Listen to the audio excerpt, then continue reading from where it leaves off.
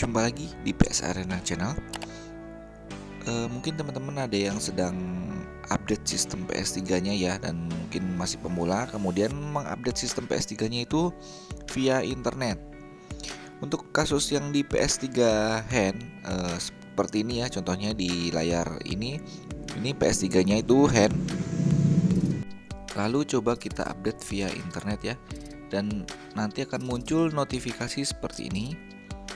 Jadi untuk PS3 hand atau PS3 HFW ya, ketika kita mengupdate via internet itu tidak bisa dilakukan ya. Dan sebaiknya juga meskipun bukan hand ya, misalkan CFW itu jangan lakukan update via internet ya. Jadi teman-teman update-nya itu via storage media. Jadi file update-nya itu kita harus cari yang HFW. Untuk saat ini HFW paling terakhir itu 487 ya HFW-nya.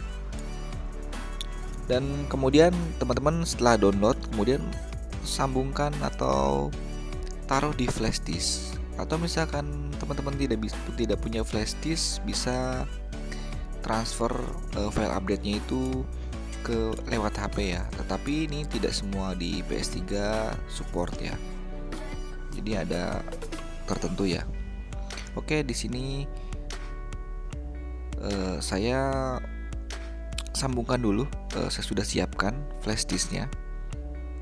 Nanti untuk memastikan flash disk sudah terbaca atau belum, teman-teman masuk ke bagian tab foto ya. Nanti akan seperti ini, akan ada icon USB. Nah, baru kemudian kita scan seperti ini. Nah, nanti akan terbaca file HFW-nya.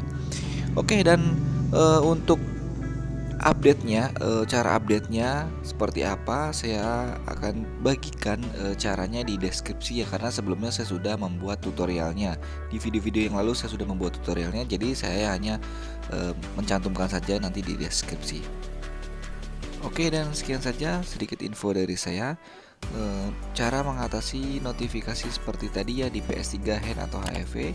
Selamat mencoba dan sampai jumpa di video tips saya selanjutnya.